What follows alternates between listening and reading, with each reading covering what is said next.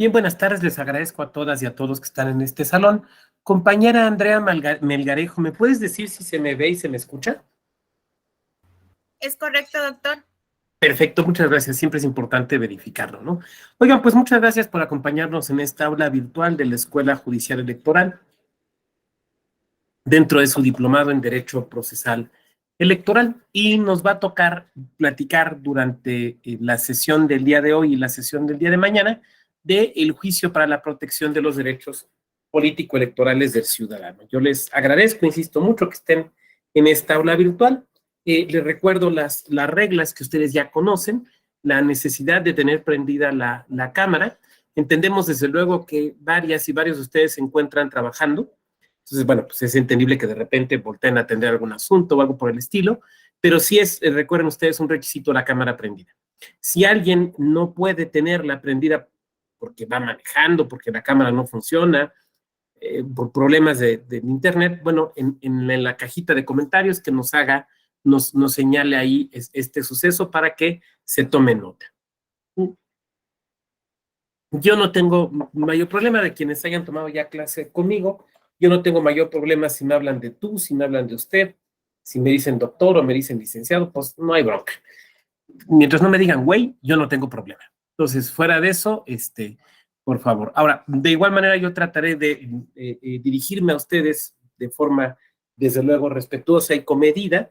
Si de repente se me sale un tú, por favor no me lo tomen como agresión. Si de repente al compañero Saúl Otoniel le contesto algo y le hablo de tú, pues no me lo tomen como una descortesía. Ya si Saúl me dice, hábleme de usted porque no somos iguales, pues yo muy cumplidamente tomaré nota de esta situación y seré cuidadoso. Entonces, bueno, por último, digamos, de estas reglas generales de inicio de la sesión, quiero pedirles que me permitan ir avanzando en la presentación, en las presentaciones que traigo, para que pueda yo ofrecerles una clase sistemática y ordenada, que es desde luego el compromiso institucional. Muy bien, Fernando, muchas gracias por hacernos el comentario, que es desde luego el compromiso institucional y es lo que ustedes se merecen, una clase sistemática y ordenada. Porque a lo mejor de repente la compañera Estefanía tiene una espléndida pregunta, me la formula y yo me clavo y me voy por ahí y después ya no regreso y no acabo la clase y desde luego no se lo merecen ustedes. De manera que si alguien quiere ir preguntando algo, pues podemos hacer uso de la cajita de comentarios que está en la parte de abajo a la derecha de su pantalla o pues con una pluma y una libretita a la mano, pues ahí los vamos anotando. Pero créanme que vamos a dejar un buen espacio para preguntas y si puedo ofrecer respuestas hacia el final de nuestra sesión. Quiero también decirles que se vale perfectamente que me digan, más que una pregunta, tengo un comentario, perfectamente se vale y no hay ningún problema con eso. Muy bien, en cuanto a las reglas, ¿alguna duda o algún comentario? Bueno, no siendo así, pues vamos a empezar. A ver, nuestro diplomado es un diplomado en Derecho Procesal. Eso implica que ustedes ya han estudiado, ya han visto varios elementos importantes antes de llegar a esta sesión. Y también implica, lo asumo, que ustedes tienen ya el dominio de ciertos conceptos fundamentales. Por ejemplo, que saben qué significa jurisdicción, que saben qué significa proceso, qué es un proceso o un enjuiciamiento, que ya conocen, digamos, estructuralmente a este Tribunal Electoral del Poder Judicial de la Federación, que conocen también las competencias que tiene nuestra Suprema Corte en materia electoral, las acciones de inconstitucionalidad en materia electoral y, desde luego, bueno, también pues la existencia de este sistema doble que tenemos, ¿no? De justicia electoral local y justicia electoral federal. Dicho esto, diré que nosotros nos vamos a referir en principio a el juicio para la protección de los derechos político-electorales del ciudadano, conocido por su acrónimo JDC. Estoy seguro que alguno de ustedes habrá notado que no tiene un nombre en lenguaje incluyente. Y no lo tiene porque es un juicio creado, establecido en nuestra Ley Procesal Electoral de 1996. Probablemente el día de hoy tendríamos que denominarlo de una manera distinta. Juicio para la protección de los derechos de ciudadanía, por ejemplo, a mí me parece que podría ser el nombre más adecuado. porque al final de cuentas lo que se tutela es eso, los derechos de ciudadanía en materia político-electoral. Pero bueno, está de esa manera. Quiero puntualizar también algo antes de iniciar nuestra sesión. En el ámbito local, cada legislación electoral local debe tener su símil de un JDC, ¿no? Para no dar el nombre completo, entonces le vamos a decir JDC. Tiene que haber un símil de un JDC. ¿Por qué? Porque es la manera en la que se puede tutelar también desde lo local los juicios político-electorales de las ciudadanas y de los ciudadanos. Entonces, es un deber de las legislaturas tener, vamos a decirle así, un juicio espejo de este que nosotros vamos a platicar. Cuando se modificó el sistema electoral bueno, con buena profundidad, en 2014, y se crearon los tribunales electorales locales con la figura o la manera que nosotros conocemos el día de hoy, empezó a surgir un problema práctico, porque no en todas las entidades existían juicios para la protección de los derechos de la ciudadanía. Debían haber existido, pero la realidad es que no existían en todos. Entonces se fueron fijando criterios por medio de los cuales, uno, las legislaturas locales estaban obligadas a crear este tipo de juicios de protección de derechos político-electorales en el ámbito local, pero que en el caso de que esto no sucediera, de que la legislatura local, de que el Congreso local fuera omiso, pues entonces tenía que ser una creación pretoriana. Esto es, tenían que ser los tribunales electorales locales los que establecieran algún tipo de juicio electoral, siguiendo, por ejemplo, el mecanismo de la analogía, ¿no? Para que se pudieran tutelar estos derechos en lo local. En algunos estados esto se amplió de manera muy importante. Estoy pensando Oaxaca, ¿no? Donde se crearon juicios que tienen que ver directamente con cuestiones de sistemas normativos internos, los antiguamente llamados usos y costumbres. Bueno, entonces en ese sentido, en cada entidad existe un juicio espejo del que nosotros vamos a platicar. Un juicio espejo que de alguna manera tiene elementos muy similares con los que nosotros vamos a ver del JDC, pero que puede variar, por ejemplo, en plazos, ¿no? Entonces, lo que les quiero pedir que hagan ustedes como un ejercicio complementario a estas dos sesiones es que ubiquen en su legislación procesal local, donde se encuentren Nayarit, Ciudad de México, Yucatán, donde se encuentren, ubiquen en esa legislación procesal electoral local cuál es el símil de nuestro JDC y puedan ustedes incluso a lo mejor ir haciendo como que un cuadrito que permita hacer la comparación entre uno y otro, para que pues lo podamos ir teniendo muy, muy claramente delineado. Bien, ¿hasta aquí nos quedó claro? Bueno, dicho esto, dejamos, es lo único que voy a decir acerca de los JDCs locales y vamos a empezar con el JDC en el ámbito nacional. Tenemos que empezar por un comentario histórico, ¿no?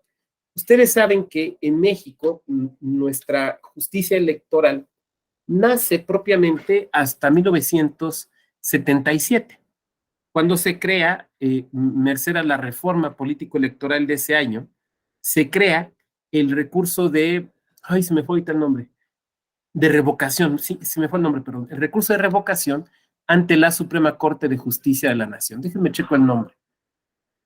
Es recurso de reclamación, perdón, se me había ido el nombre, recurso de reclamación. Hasta 1977 no teníamos propiamente justicia electoral. En 1977 se le da a la Suprema Corte la posibilidad de conocer de la posible nulidad de elecciones en cuestiones electorales, mediante lo que se conoce como el recurso de reclamación. Ahora bien, este recurso, y esto es importante tenerlo claro, solamente tenía que ver con la protección o la tutela de la cuestión de los resultados electorales, no de los derechos político-electorales. El primer antecedente de la tutela o la protección de los derechos político-electorales lo podemos tener en un asunto que es muy conocido, bueno, en dos asuntos muy conocidos, que es el famoso amparo Morelos y el amparo donde se empieza a desarrollar la idea contraria. Son asuntos de finales del siglo XIX. A ver, cuando nace el amparo, 1841, en la Constitución yucateca, después llevado a la Nacional en 1840, en el Acta Constitutiva y de Reformas de 1847 y luego en la Constitución Mexicana de 1857, uno de los temas que no quedaba del todo claro era la justiciabilidad de los actos electorales. Para ese momento histórico se hablaba de lo que se conocía como los derechos del hombre, ¿no? Que después se convirtieron en garantías individuales y que, bueno, pues ahora le llamamos derechos humanos.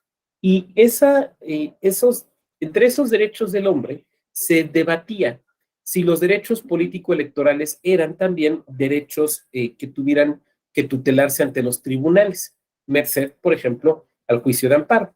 Porque ustedes saben que el amparo sirvió como eso, sirvió como el juicio, vamos a decirlo así, paraguas, que tutelaba o que protegía todos los derechos, los llamados, insisto, en ese momento histórico, derechos del hombre, luego garantías individuales, hoy derechos humanos.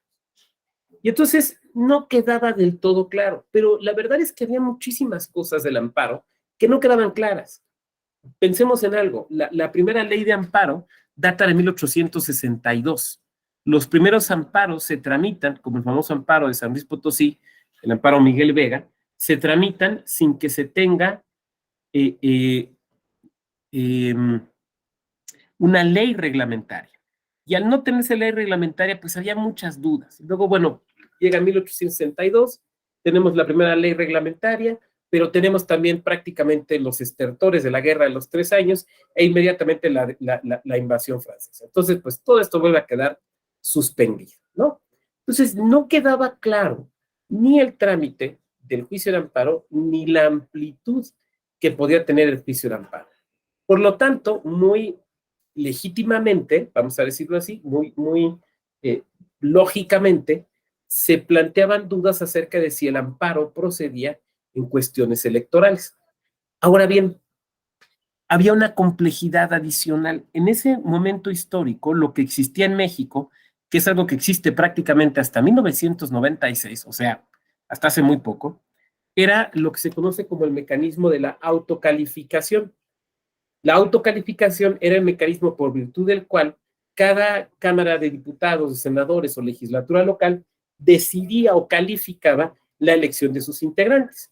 Entonces, comparecía el compañero Jesús Andrés Sandoval diciendo que él había ganado en el Distrito 4 de Jalisco, pero llegaba el compañero Gustavo Haddad y decía, no, el que gané fui yo, y los dos pretendían haber ganado, y entonces era ese colegio electoral, o sea, los presuntos diputados, quienes decidían si le daban la curul a Gustavo o se la daban a Jesús Andrés. Como podrán ver ustedes, desde luego la decisión era esencialmente una decisión política. Si la fuerza mayoritaria estaba del lado de Jesús Andrés, pues lo más probable es que a él por no decir que a él se le iba a dar casi que en automático esa posición, porque bueno, pues le tocaba directamente a él. Todo esto fue generando la idea para algunos de que los derechos político-electorales pues no eran derechos justiciables, ¿no? Porque no eran como una orden de aprehensión, el derecho de libertad o el que no me despoje mediante una orden de expropiación, que eran derechos que claramente se podían tutelar en el amparo. Pero la verdad es que no estaba claro. No estaba claro porque además no llegaban los asuntos, ¿no? En cuanto empezaron a llegar los asuntos, pues los tribunales se tuvieron que ir pronunciando. Y entonces llega un asunto que es el que vamos a platicar, que es el amparo Morelos. Miren.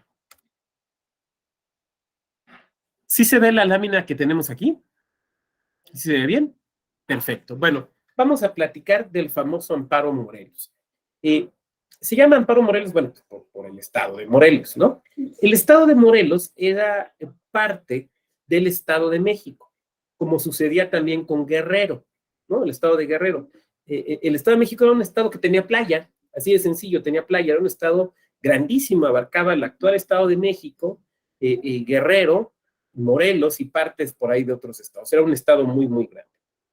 Pero se decide crear lo que actualmente conocemos como el estado de Morelos. Hay una novela, es una novela clásica mexicana que se la recomiendo mucho, que nos platica justamente, pues, cómo eran las cosas en esta época que estoy platicando, cómo eran más o menos las cosas, finales de la guerra de intervención o en la época de la guerra de intervención, finales de inicios del periodo de la restauración, que se llama El Zarco, la novela El Zarco, ¿no? De Altamirano, que es de don Ignacio Manuel Altamirano. Y los sucesos de la novela El Zarco acaecen en lo que actualmente es Morelos, Xochimancas y toda esa parte. Entonces, para que, digamos, tengamos una idea de cómo eran qué era lo que sucedía, pues esa novela nos lo cuenta. Entonces, se decide, decía yo, separar al estado de Morelos del estado de México y del estado de Guerrero, pero era una zona muy complicada, donde, como se pinta justamente en la novela del Zarco de Altamirano, que les acabo de recomendar, pues estaba lleno de ladrones, de asaltantes, pero a la vez era una zona económicamente muy importante porque estaban los ingenios azucareros, ¿no? Acuérdense cómo le decimos al equipo de Zacatepec, ¿no? El equipo, los cañeros de Zacatepec. ¿Por qué? Pues porque es una zona cañera. Entonces, era una zona de mucha inseguridad, de mucha inestabilidad, pero también una zona económicamente muy importante por la producción de caña que implicaba desde luego la producción de azúcar.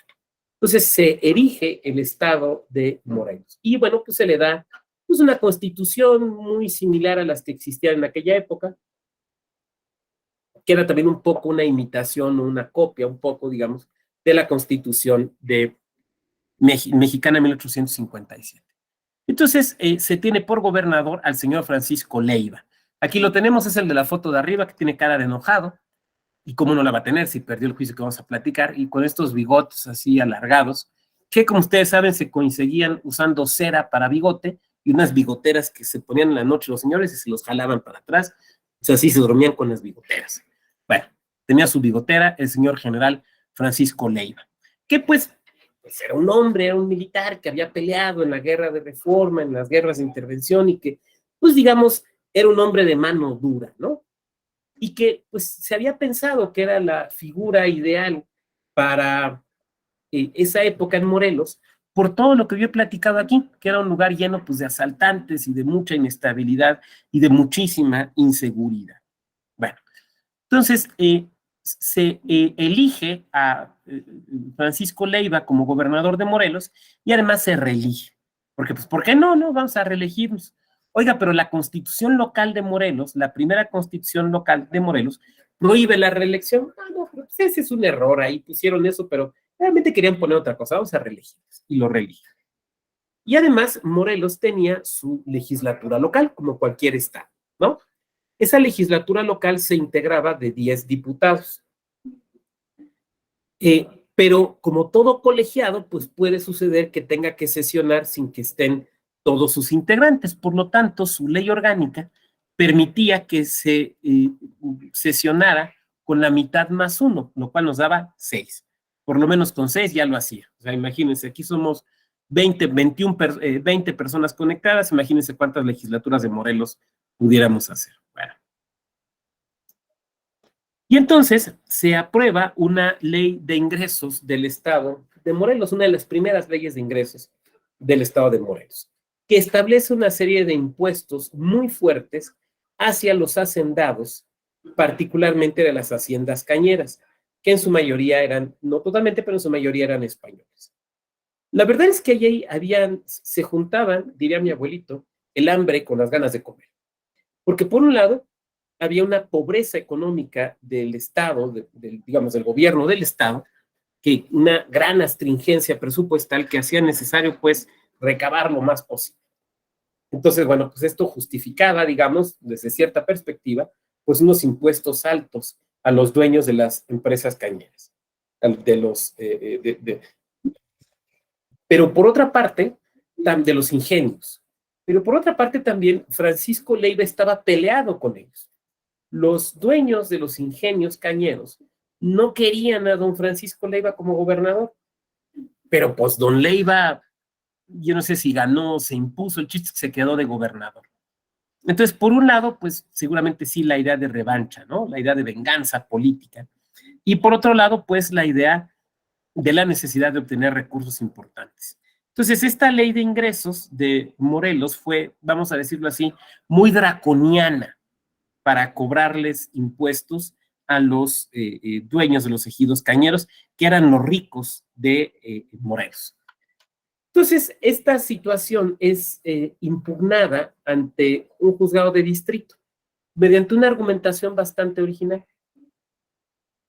Lo que se dice es lo siguiente, se dice, a ver, el artículo 16 de la Constitución de 1857 decía lo mismo que dice nuestra Constitución en el texto vigente, la de 1917, pero en el texto vigente de 1917 y en el texto vigente hoy, ¿eh? ¿Qué es lo que decía el artículo 16 de la Constitución del 57? Que nadie podía ser molestado o privado de sus papeles o posesiones, sino mediante mandamiento escrito de autoridad competente. Autoridad competente. Entonces, el abogado de estos industriales cañeros presenta la solicitud de amparo ante un juez de distrito contra los cobros de la ley de impuestos, de la ley de Hacienda del Estado de Morelos. Y el argumento fue el siguiente, el argumento fue, es que el órgano que aprobó la ley de ingresos es incompetente y el gobernador que la publicó también es incompetente. Ahora, esto era bastante complicado, bastante complejo, porque incompetente en qué sentido, ¿no? Entonces, lo que dice la demanda de amparo dice, a ver, es que pasa lo siguiente. En la sesión en la que se aprobó la ley de ingresos, no estuvieron presentes los 10 diputados, ni 9, ni 8, ni 7, estuvieron presentes 6, que 6 era el quórum mínimo, ¿no? ¿Estamos de acuerdo? Pero resulta que el diputado con el que hace quórum, un tal Llamas, no puede ser diputado. ¿Cómo que no puede ser diputado? Pues ya le tomaron protesta, está legislando, está cobrando como diputado y tiene su oficina y sus asesores y todo. No, no puede. Porque fíjese usted que la Constitución de Morelos dice que no se puede ser al mismo tiempo diputado y tener otro encargo público.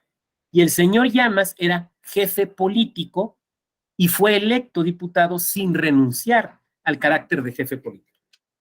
Recuerden que esa figura que ya no existe actualmente, el jefe político era como el superior de varios ayuntamientos, ¿no? Y era entonces el intermediario entre los alcaldes, los presidentes municipales y el gobernador. Era un puesto intermedio, que justamente la Revolución Carrancista elimina con esto de la idea del municipio libre. Pero existía esa figura y era un cargo público. Entonces el señor Llamas, cuando contiende para ser electo diputado de Morelos, diputado local de Morelos, no presenta su renuncia ni pide licencia como jefe político. Por lo tanto, es inelegible y desempeña al mismo tiempo dos cargos que no debe o que no puede desempeñar, que es el de diputado y el de jefe político. Miren, esto a lo mejor voy a dejar de compartir un momento porque les quiero ver. Esto a lo mejor nos suena como muy extraño, pero la verdad es que no era tan extraño en aquellas épocas, incluso más modernamente. Recuerdo un gobernador de Querétaro, don Saturnino Sorno, en los años 30, ¿no? Y en esos años 30, por ejemplo, tú veías a los diputados locales y veías que el señor diputado fulano de tal era a la vez el presidente de la Junta de Conciliación y Arbitraje.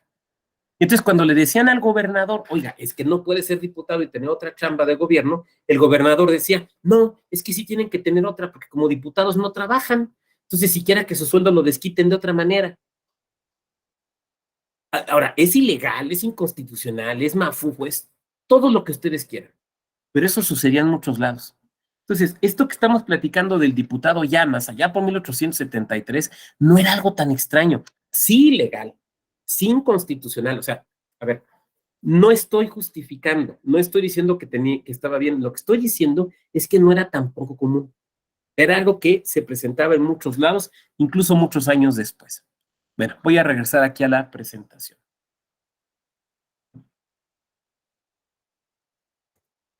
Muy bien, entonces, ese señor Llamas no podía ser diputado, por lo tanto, no podía integrar quórum. Por lo tanto, esa sesión de la legislatura en la que se aprobó la ley de ingresos del Estado de Morelos, la ley de Hacienda del Estado de Morelos, es una sesión ilegal. porque no había el quórum. En realidad no estaban 6, estaban 5 y tenían que estar al menos 6. Por lo tanto, esa ley no fue aprobada legalmente porque votó un diputado incompetente, porque no podía ser diputado, el diputado Llamas, y además con él se había integrado el quórum. Ese fue el primer argumento. El segundo argumento fue el siguiente. También es inconstitucional esa ley por una cuestión de incompetencia. O sea, incompetencia porque hubo un diputado que no tenía que integrar quórum. Una segunda cuestión de incompetencia porque el gobernador que la publicó, que es este que tenemos aquí muy enojado, don Francisco Leiva, dicen los querellantes en el amparo, los actores en el amparo, dicen, es que ese señor no podía ser gobernador. ¿Por qué no podía ser gobernador? Porque la Constitución de Morelos, como dije hace unos minutos, prohibía la reelección. La Constitución de Morelos permitía una elección, pero no la reelección. Oiga, pero es que a nivel federal no estaba prohibido. Pues a nivel federal estaba prohibido, pero a nivel local no estaba permitido. Por lo tanto, había una cuestión ahí claramente para los promoventes del amparo, de una incompetencia doble. Primero, porque el quórum se integró con un diputado que en realidad dicen no era diputado. Segunda, porque el gobernador que publica la ley no es gobernador, porque violó la constitución local para reelegirse. Por lo tanto, esa ley es una no ley, ¿no? Y entonces se debe conceder el amparo.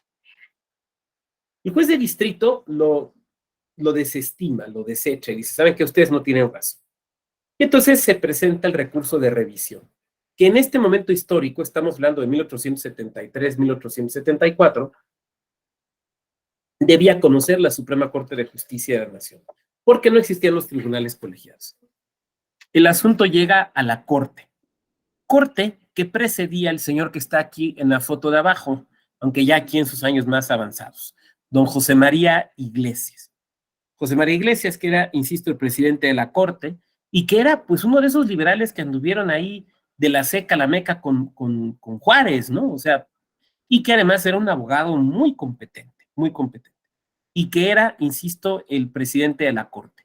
Lo cual quiere decir, y esto es importante para lo que veremos más adelante, lo cual quiere decir que en la práctica era también el vicepresidente de la República. Ustedes se acuerdan que con la Constitución del 57 se había establecido que en automático el presidente de la Corte era, digamos, el presidente sustituto ante la falta del presidente electo, que es la razón por la que Juárez, por ejemplo, llega a ser presidente de la República. Entonces, don José María Iglesias toma el asunto, toma el toro por los cuernos y se convierte, digamos, hoy le diríamos así, en el ministro ponente de este asunto. Y entonces don José María crea una postura, una teoría, un precedente que se conoce como la opinión, la postura, la teoría Iglesias, ¿no? Don José María dice lo siguiente, a ver, vamos a estudiar el experimento. A ver, ¿es cierto que el diputado Llamas era jefe político cuando lo eligieron diputado? A ver, ¿hay nombramiento de jefe político? Sí, sí hay nombramiento. A ver, ¿hay constancia de que haya renunciado a ese cargo o solicitado licencia? No, pues no la hay. Ah, bueno, pues entonces el señor era inelegible. Nadie impugnó su elección porque no se impugnaban las elecciones, ¿no? Porque quien lo resolviera el colegio electoral del que ya hablé, pues nadie impugnó la elección. Pero dice José María, dice don José María Iglesias, dice, bueno, la tesis Iglesias que se llama, ¿no? Dice, bueno, lo que pasa es que este señor era inelegible. A ver, tráiganme un ejemplar actualizado de la Constitución de Morelos. A ver, ¿qué dice? Pues dice que el gobernador no se puede reelegir. A ver, don Leiva, ¿usted ya había sido gobernador? Sí, ya había sido gobernador. Entonces se reeligió, no se podía reelegir. Entonces, ahí tenemos claramente dos ilegalidades, ¿no? Tenemos dos ilegalidades. Ahora, esa era la primera pregunta, pero la segunda pregunta y más importante era, ok, tenemos dos situaciones ilegales. Bien, pero eso quiere decir que se puede resolver este asunto en amparo, porque una cosa es que una situación sea ilegal o incluso inconstitucional y otra cosa es que se pueda resolver en la vía que se intentó. Voy a poner un ejemplo que espero sea muy claro, vinculado con el JDC, que es nuestro tema. Si ustedes quieren tramitar su credencial de elector ante el INE y el INE se las niega, ustedes no pueden tramitar un amparo. Pero es que es ilegal. Es inconstitucional que el INE me negó mi credencial, me la tienen que dar. Sí, sí es inconstitucional, sí puede ser inconstitucional, puede ser ilegal, claro que sí, pero no se puede tramitar en un juicio de amparo. se tiene que tramitar un JDC. Perdón, pero es como si quisieras una condena penal en un juicio civil. Pues es que también son jueces, sí, pero jueces de naturalezas distintas, de competencias distintas, que aplican leyes distintas. Entonces, la vía es importante. Tan es importante que, bueno, pues en el derecho procesal se convierte, ustedes lo saben, en una de los presupuestos procesales, ¿no? Un presupuesto procesal que es cuál es la vía idónea o adecuada, o sea, el camino que se tiene que seguir. Entonces, José María empieza a trabajar y dice, a ver, ¿qué tenemos? Bueno, tenemos este problema de la doble incompetencia, ¿no? Bueno, pero voy a dejar de compartir porque los quiero ver. Bueno, a ver. Dice el artículo 16 de la Constitución del 57, que insisto, dice lo mismo que el actual. Nadie puede ser privado, molestado de sus papeles o posesiones, sino por mandamiento escrito de autoridad competente. ¿Qué se entiende por autoridad competente? Les lanzo la pregunta. ¿Ustedes qué entienden por autoridad competente? Aquella que ¿qué? Que está facultada para atender de un asunto o conocer de un asunto. Y Aline tiene toda la razón. El primer sentido, el sentido natural de la palabra competencia, cuando nos referimos a una autoridad, tiene que ver con, ¿tiene facultades o no tiene facultades? ¿No? O sea, ¿está dentro de sus facultades o no? Porque como ustedes saben, pues tenemos aquel apotegma, que hay que matizarlo, pero vamos a citarlo como es. Aquel apotegma que dice que las autoridades solo pueden hacer lo que la ley les permite. Dicho de otra manera, las autoridades solo pueden actuar en el radio o en la esfera de sus facultades, no pueden irse más para allá. Es la razón por la que un juez penal no puede resolver un juicio mercantil, por ejemplo, ¿no? Por poner un caso. Bueno, entonces, ese es el primer concepto de competencia, que es, digamos, el más antiguo y el más generalmente aceptado. Pero don José María, que conoce desde luego este concepto, encuentra que hay otro y dice, bueno, competencia tiene que ver también con lo que él le llamó competencia de origen. ¿Qué quiere decir competencia de origen? Bueno, quiere decir, modernamente, o sea, con palabras de 2022, no de 1874, con palabras de 2022 diríamos que la competencia de origen quiere decir que la autoridad haya sido electa legal y legítimamente, que se hayan cumplido todos los requisitos de quien fue candidato y se haya seguido el procedimiento adecuado de elección. Y entonces dice don José María, para que sea una autoridad competente de origen, quiere decir que cumplió con los requisitos para ocupar el cargo y que el procedimiento que se siguió para la elección fue el adecuado. Entonces dice, bueno, resulta que aquí tenemos una incompetencia de origen en el asunto Morelos. Primero, por el caso del diputado Llamas, porque el diputado Llamas no cumplió con los requisitos para ser electo. ¿Por qué no? Porque seguía desempeñando otro cargo.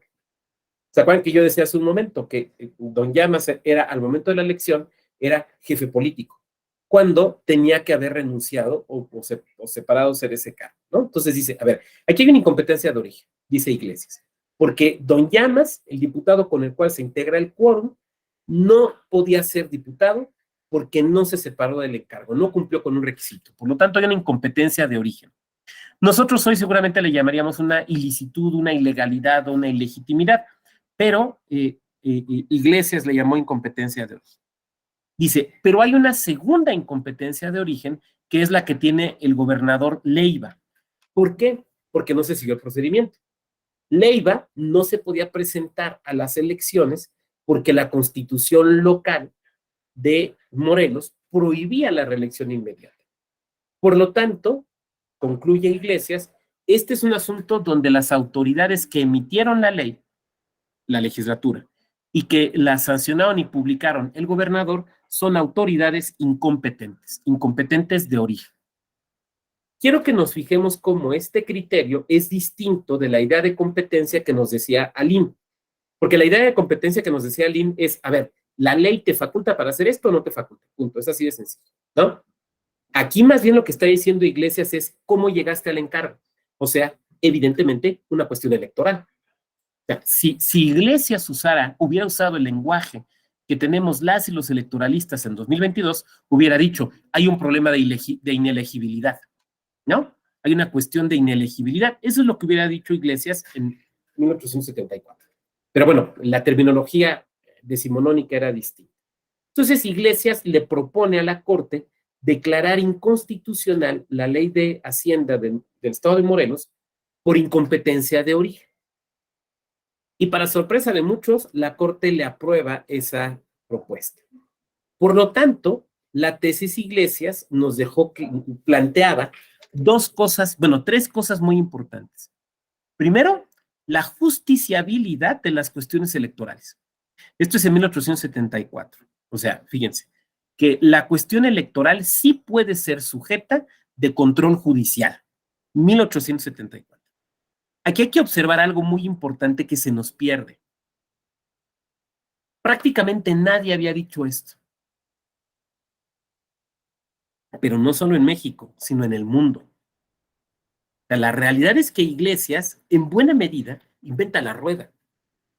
Lo que pasa es que luego le chocaron el carro, pero Iglesias inventa la rueda porque con él podemos decir que en realidad nace la justicia electoral, no solo en México, sino prácticamente en el mundo.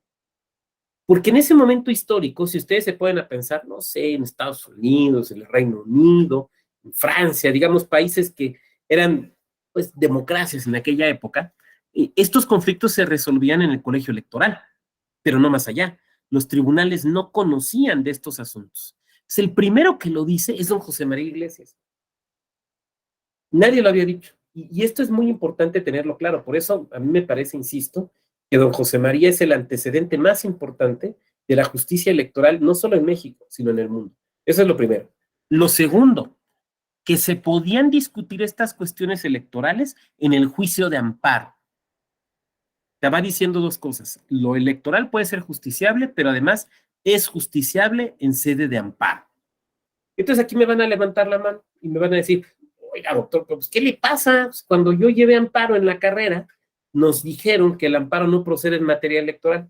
Espéreme tantito. Estamos con la tesis Iglesias, después vamos a llegar a la tesis Vallarta. Pero lo que nos dice don José María Iglesias es sí y por medio del amparo. Lo cual, si lo pensamos, tenía mucha lógica. Porque ¿cuál era, en 1874, el único mecanismo para tutelar derechos? El juicio de amparo. No había otro. O sea, no había comisiones de derechos humanos, no había juicios administrativos como los conocemos hoy, no había justicia constitucional local, o sea, no había otro camino. Entonces, era lógico que si iba a decir que los asuntos, como ya había dicho, que los asuntos electorales podían ser justiciables, era lógico que dijera, el camino a seguir es el amparo, ¿no? Y por último, que, digamos, el último elemento de la tesis Iglesias es, las autoridades deben estar legítimamente constituidas, porque si no son incompetentes. ¿Qué quiere decir que estén legítimamente constituidas? Pues que se hayan cumplido los requisitos y los elementos necesarios para su elección. El día de hoy nosotros podríamos decir, bueno, el último punto de la tesis Iglesias es aceptable, sí y solo si aceptamos que cuando se puede poner en duda una elección. Bueno, pues inmediatamente que ésta se realiza, ¿no? O sea, dentro de nuestro sistema de impugnación en los 4 días siguientes. No después de 3 años de que ya están en el ejercicio del encargo y venimos a impugnarlo en un amparo porque pues, sacaron una ley que está chueca, ¿no? Pero bueno, eso no lo previó don José María Iglesias.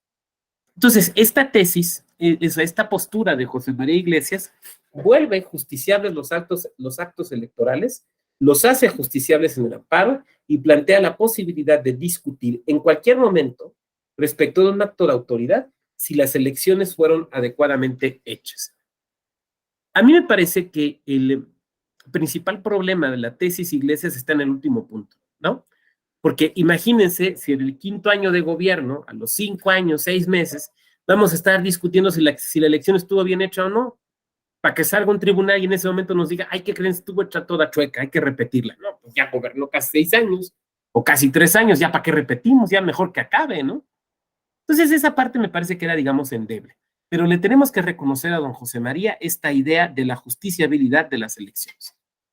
Ahora, esto implicaba que en automático la legislatura local de Morelos desaparecía y se le quitaba del gobierno a don Francisco Leiva. No, porque como ustedes saben, el amparo tiene solamente efectos entre las partes. Entonces, sí se declaraba la elección, fue inconstitucional, el nombramiento está todo chueco, pero el efecto solamente para las partes. Ahora, eso quería decir que la Corte no destituía a Leiva, la Corte no destituía a Llamas, pero en la práctica el mensaje que estaba mandando era muy claro: impugnen todo lo que haga esa legislatura, impugnen todo lo que haga el gobernador, porque todo lo vamos a tirar. ¿Por qué? Porque hay un problema de ilegitimidad en la elección, ¿estamos de acuerdo? Lo que se llamaba incompetencia de origen. Bueno. Ahora, cuando esto sucede, estamos hablando de 1873, 1874, pues México es un país muy, con muchos problemas políticos, ¿no? Acababa de morir en 1872 don Benito Juárez y había subido al poder el anterior presidente de la Corte, anterior a Iglesias, que fue don Sebastián Lerdo de Tejada. Y cuando Lerdo de Tejada se quiere reelegir en 1876, se le opone justamente don José María Iglesias, ¿no? El presidente de la Corte que había sostenido esto, que como podemos ver ya había dicho que se podían judicializar las elecciones. Entonces, don José María desconoce a Sebastián Lerdo de Tejada y dice: fueron elecciones fraudulentas. Hay una cosa que es muy clara: José María Iglesias no podía haber dicho eso si en el amparo Morelos hubiera dicho que no eran cuestiones judicializables las cuestiones electorales. Hubiera sido una contradicción en sus términos. Pero aquí digamos que de alguna forma había cierta coherencia jurídica o política en el planteamiento de don José María Iglesias. Entonces, es inconstitucional esta elección y demás. Y se levanta en armas en contra de Sebastián Lerdo de Tejada. El problema es que hubo otro que se levantó en armas también contra Lerdo de Tejada, que fue Porfirio Díaz. ¿Y quién gana? Porfirio Díaz.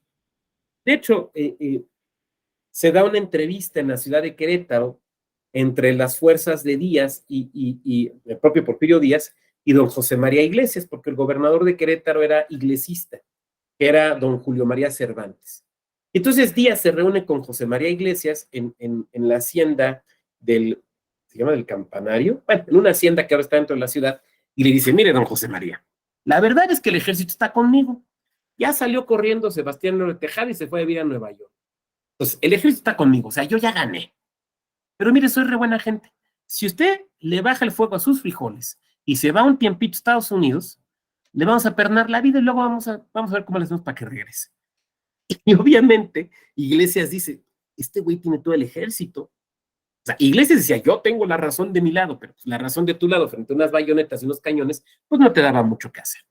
Entonces, Iglesias se va a Estados Unidos. O sea, deja su pretensión de ser presidente legítimo, deja la corte y se va a Estados Unidos.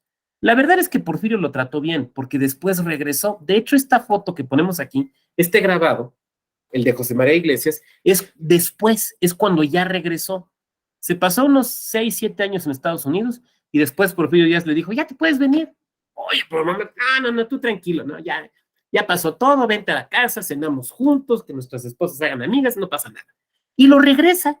Incluso, si no me equivoco, don José María llegó a ser magistrado del Tribunal Supremo Militar en la época de don Porfirio Díaz. Ya ven esta política de Porfirio Díaz de tratar de amistarse con todos sus antiguos enemigos.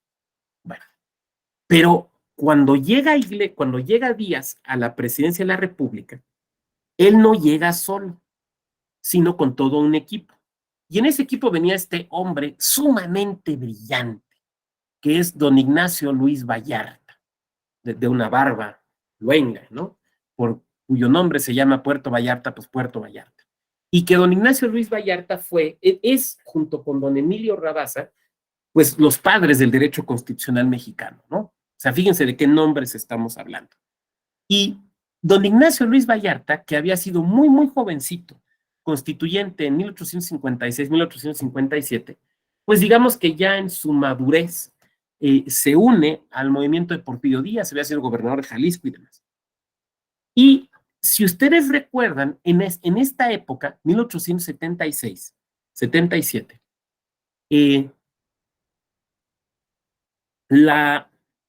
el cargo de ministro de la Corte era un cargo electo. ¿Se acuerdan que eran electos estos cargos? Había elección popular para ministros de la Corte, lo cual siguió existiendo hasta prácticamente la Constitución del 17, ¿no? O sea, hasta mientras duró la del 57.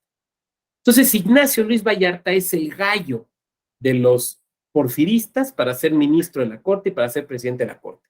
Llega y gana. Pero don Ignacio, que era un brillantísimo, es el Marshall mexicano, ¿no? Es el Marshall mexicano. Don Ignacio, que era un jurista muy brillante, era también un político muy avesado. Y entonces, él sabe que don Porfirio siempre lo va a estar viendo así como que cuidándose de él, así como que de reojo, ¿no? ¿Por qué razón? Porque como ya explicaba, en 1857 se estableció que el presidente de la Corte era en automático el presidente sustituto. Y los presidentes de la Corte se habían levantado en armas en contra del presidente de la República. Lo hizo Juárez, lo hizo Iglesias, lo hizo Lerdo. Entonces, pues lo más probable es que lo hiciera Vallarta contra Porfirio Díaz, ¿no? Ahora sí que era de esperarse. Pero Vallarta no quería problemas con Díaz. Sabía, o sea, yo no sé si midió fuerzas o era un hombre muy leal, pero sabía que contra don Porfirio no iba a poder. Y conocía el antecedente de don Trino. ¿Ubican el caso de Trinidad García La Cadena? Es un caso muy interesante, pero es un antecedente de esto que estoy platicando. Bueno, don Trinidad García La Cadena, ¿alguien de aquí es de Zacatecas? ¿No? ¿Tenemos a alguien zacatecana aquí? ¿No? Bueno, don Trino le decían, era el cacique político de Zacatecas y había sido un aliado de Porfirio Díaz. Pero cuando viene, digamos, la primera elección de Porfirio Díaz o reelección, pues don Trinidad ahí como que quiso, pues yo puedo ser presidente, ¿no? Y andaba ahí buscándole, ¿no? Y que se muere. Se murió. Estaba muy sanito. Hoy en la mañana, pero pues de repente se murió. Hay gente que les pasa eso, ¿no? Entonces se cuenta una anécdota.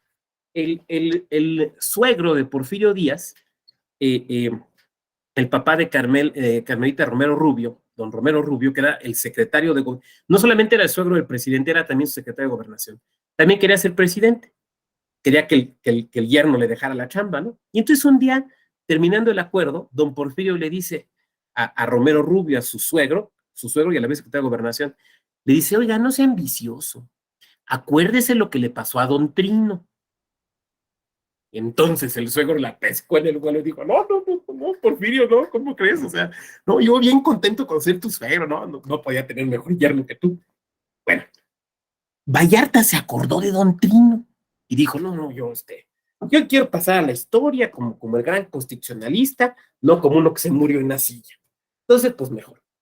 Y entonces Vallarta hace un doble esfuerzo muy claro por despolitizar a la Corte, por quitarle toda la carga política a la Corte. Por un lado, mediante una reforma constitucional que él apoyó siendo presidente de la Corte. Una reforma constitucional para que el presidente de la Corte ya no fuera vicepresidente de la República en los hechos. A ver, yo esa chamba no la quiero. O sea, sí quiero ser presidente de la Corte, pero no. De hecho, se cuenta la historia, y yo creo que es cierta, que cuando Porfirio Díaz le propone, oye, pues tú eres mi cuate, te vamos a apoyar, lánzate para presidente de la Corte. Se cuenta que Vallarta le dijo, sí, pero con una condición, o sea, le condicionó a don Porfirio. ¿Cuál es la condición? Que me quites de la Constitución eso de que soy el vicepresidente. O sea, en pocas palabras le dijo, yo no quiero que andes sospechando de mí. Yo sí me acuerdo de don Trino y no quiero que me pase, ¿no? Bueno, entonces, eso por un lado. Pero digamos que esa era la labor del Congreso de la Unión y del Constituyente Permanente, ¿no? Pero por otro lado, quitarse de encima, un segundito, Jesús, si quieres deja la mano arriba, no pasa nada, nomás avanza un poquito más. Pero por otra parte, quitarse el contenido político de la tesis Iglesias, porque después del amparo Morelos empezaron a llegar más asuntos donde se cuestionaba la legitimidad o la legalidad de algunas elecciones. Eso no le gustaba a Vallarta, porque dijo, me va a confrontar con Porfirio. Y a él sí, no le puedo ganar.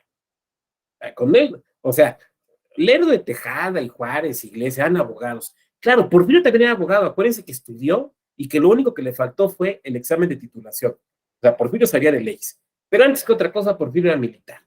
Y un militar hecho en las batallas, o sea, un hombre de a caballo, un hombre bragado. Entonces, yo no tengo problemas con eso. Entonces, lo que empieza a hacer Vallarta en los asuntos que le empiezan a llegar en la Corte, que tenían que ver con cuestiones políticas, es a oponerse, a decir, está mal la tesis Iglesias, No, el amparo no debe proceder en cuestiones políticas. La Corte no debe conocer de cuestiones políticas. En los primeros asuntos pierde. O sea, en el momento de las votaciones pierde. Pero Vallarta sabía que el voto particular de hoy es la sentencia de mañana. Entonces, pues, no se echaba para atrás y pues seguramente pues, se llevaba ya a comer a la mansión Doré, que era el restaurante elegante que había en la Ciudad de México, se llevaba a comer allá a los ministros y a de los coñaquitos. Oye, pues es que acuérdate que pues, don Porfirio es de armas tomado, oye, pues ¿por qué no mejor vamos midiendo, no? Y empieza a expresar ideas en el sentido de echar para atrás la tesis Iglesias. Entonces vamos aquí a leer directamente a don Ignacio Luis Vallarta, porque me parecería una falta de respeto de mi parte tratar de parafrasear lo que tan brillantemente dijo este jurista.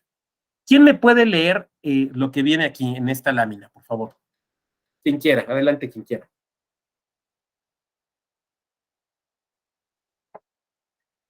Nadie, ¿a poco todos están en el teléfono ahí nomás? Alguien que esté en computadora. Adelante, compañera. Contexto político, ¿qué administración, qué justicia, qué paz, qué existencia, en fin, puede ser la de un Estado, la de una nación, que nunca llegue a tener la seguridad de que son estables los funcionarios públicos? Esta es, muchas gracias, Andrea. Vamos a interrumpir un momentito ahí. No es más planning, es para tratar de abordar este tema, ¿no?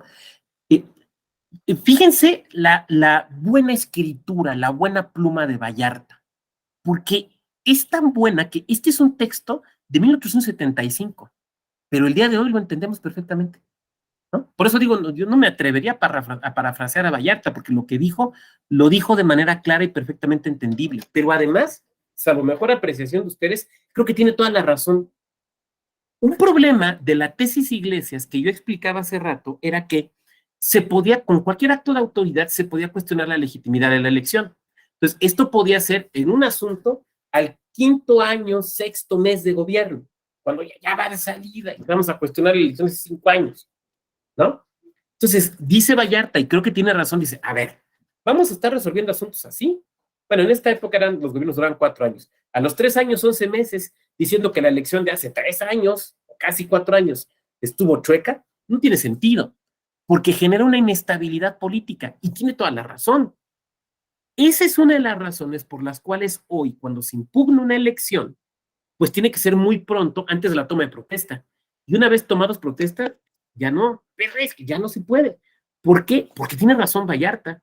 Necesitamos estabilidad, o sea, necesitamos justicia, pero también necesitamos estabilidad. Entonces, este es un argumento político, pero me parece, salvo mejor opinión de ustedes, que es un argumento político potente, que es un argumento atendible, porque no podemos estar todo el tiempo dudando si la elección estuvo bien o mal hecha. ¿Qué nos ha pasado en México con la elección de 2006? Bueno, entonces Vallarta creo que esto lo veía con mucha claridad. Bien, Andrea, regresamos contigo, si nos puedes leer la última parte, por favor. Sí, dice amparo donde la Constitución mexicana habla de autoridad competente, no de autoridad legítima, tema que corresponde a los colegios electorales. Bien, hace un momento la compañera,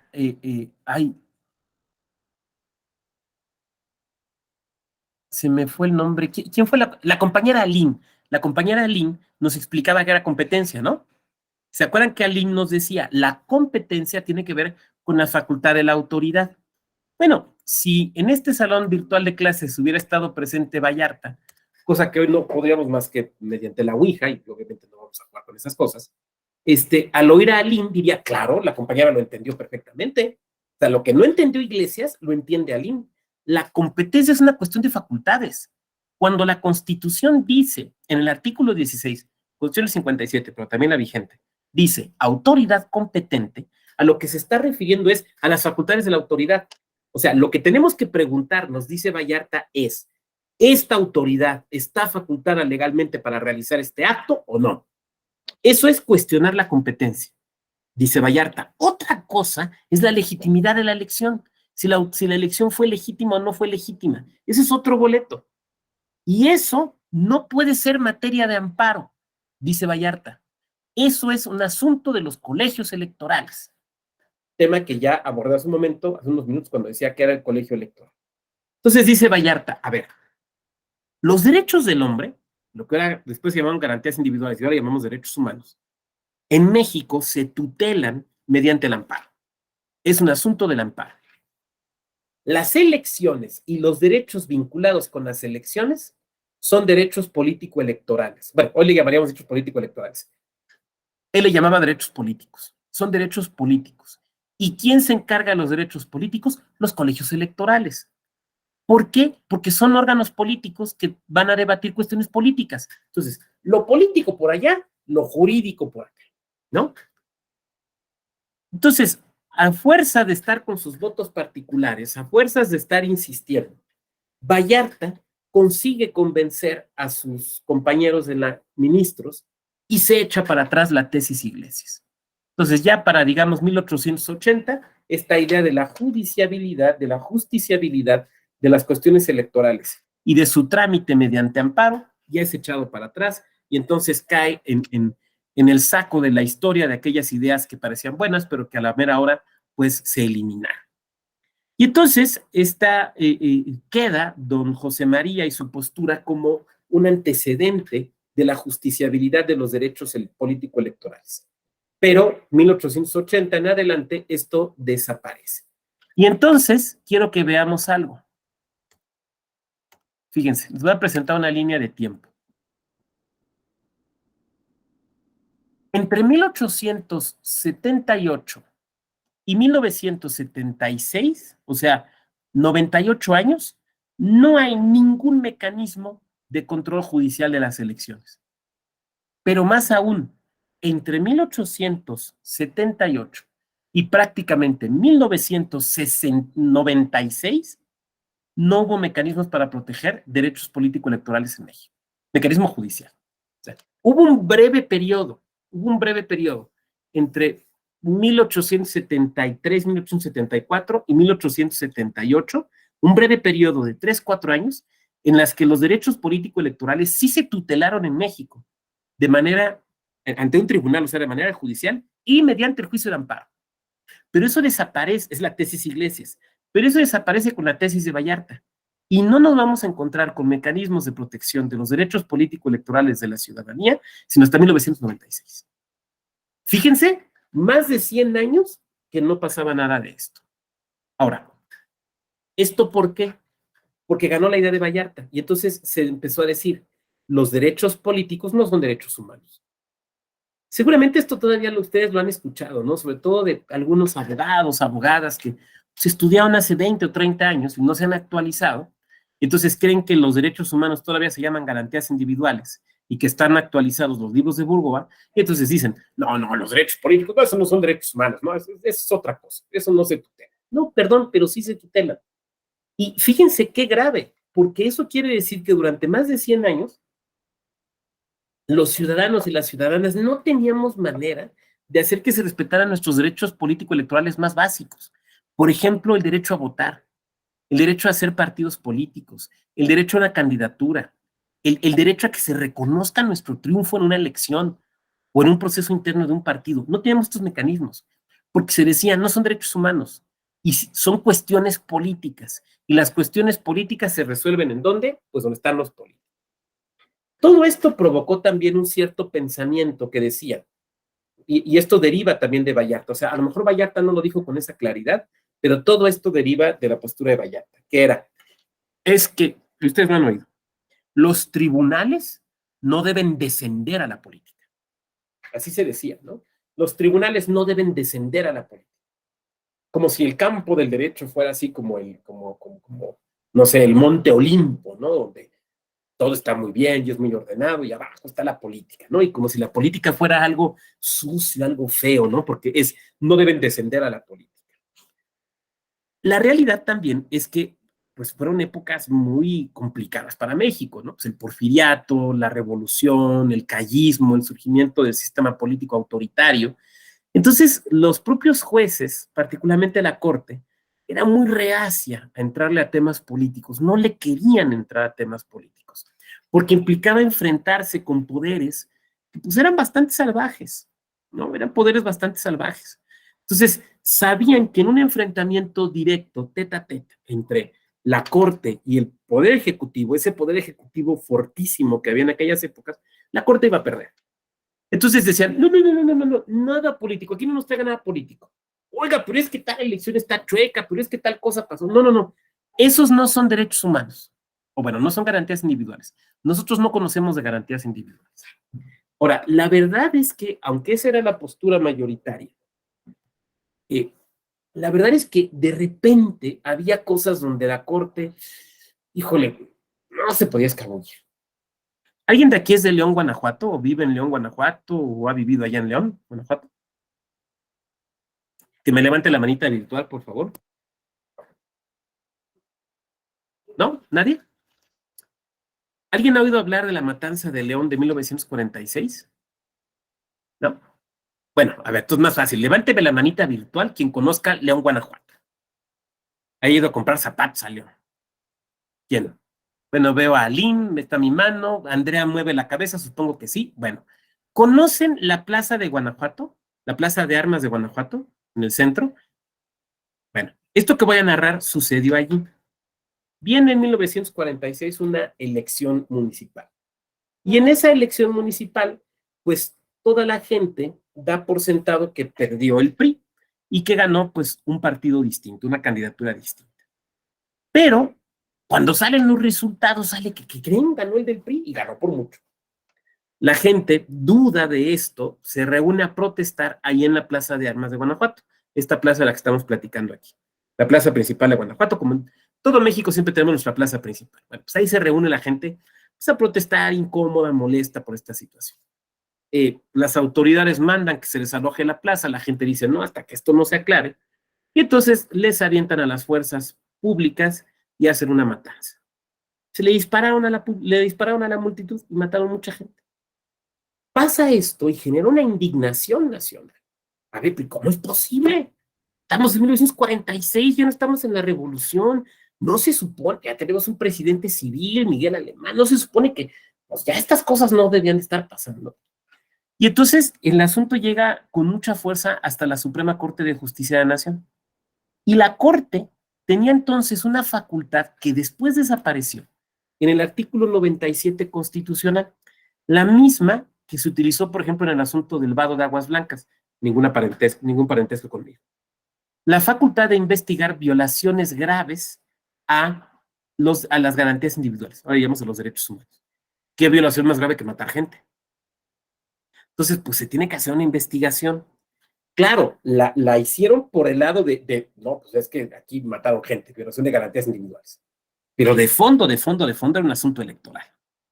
Nada más que la Corte no lo quiso decir. O sea, vamos a entrarle, pero por el lado de garantías individuales, no por el lado electoral, porque ya desde Vallarta se dijo todo esto. Y en los años 50, en un par de discusiones en la Corte, hay ministros que dicen, oigan, es que de asuntos que eran electorales, entonces la Corte los desechaba. Pero en un par de discusiones hay ministros que dicen, oigan, es que la neta, o sea, esto está muy grosero, esto está muy burdo, o sea, sí hay que entrarle. Pero es que esos son asuntos políticos y es descender a la política. No, a ver, es que las elecciones, es cierto, es un acto político, pero están regidas por cuestiones jurídicas. Entonces hay que entrarle. Posturas que no prosperan. Es con la reforma de 1977, esa gran reforma, la reforma de López Portillo y Reyes Heroles, donde a la Corte se le dan dos facultades. Una, la de conocer la reclamación respecto de elecciones, que ya comenté hace un momento, y otra, la de investigar sucesos de graves violaciones al voto público. La verdad es que ninguna de las dos funcionaron, pero al menos ahí se empezaron a establecer. Y en realidad no es sino hasta nuestra vigente Ley General de Medios de Impugnación en materia electoral, nuestra Ley de Enjuiciamiento Electoral, al crearse el Juicio para la Protección de los Derechos Político-Electorales del Ciudadano, que tenemos por primera vez realmente una tutela judicial de la materia electoral, en particular de los derechos político-electorales de la ciudadanía. Esto implicó una serie de cambios muy importantes en nuestra tradición constitucional. Primero, reconocer que los derechos político-electorales son derechos humanos y que por lo tanto debe existir un mecanismo de defensa y de protección que sea un mecanismo óptimo, adecuado, no los colegios electorales, que solo tomaban decisiones políticas, sino un mecanismo donde que respete las reglas del debido proceso. Esto es, en primerísimo lugar, un juez imparcial. Un colegio electoral no es un juez imparcial, porque tienen interés, porque son de los partidos políticos, tienen un interés político. Legítimo, pero tienen un interés político. ¿Vamos a permitir que nuestros derechos sean decididos por criterios políticos? Me parece que la respuesta obvia es que no. Entonces, ¿qué necesitamos? Un juez imparcial. ¿Y qué necesitamos? Que sea un juez técnico, que conozca el derecho. Porque lo que nos vamos a pelear aquí en un JDC no es de cuestiones ideológicas, epistemológicas, yo soy de izquierda, sí, pero eres trosco, yo soy de la línea maoísta, no, ese tipo de cuestiones, sino cuestiones de derechos. ¿Y los derechos qué son? Cuestiones jurídicas. Entonces necesitamos que los resuelvan juristas que conozcan el derecho, que apliquen el derecho, pero que además tengan, digamos, el empaque moral, la valentía de oponerse a las decisiones políticas, pero además las competencias y las facultades para hacerlo. Entonces, esto implicó un gran cambio, porque antes del 96, no, esas son cuestiones políticas, no, la judicatura no debe descender ahí a los marasmos, al pantano de la política, no, tiene que descender, si es que podamos decir descender, tiene que participar en esto, no para que la judicatura se politice, sino para que la política se juridice, ¿no? Y se tengan que respetar los derechos. Muy bien. Quisiera dejar en este momento hasta aquí porque había una pregunta de Jesús, pero quería yo acabar esta parte antes de atenderla. Adelante, Jesús.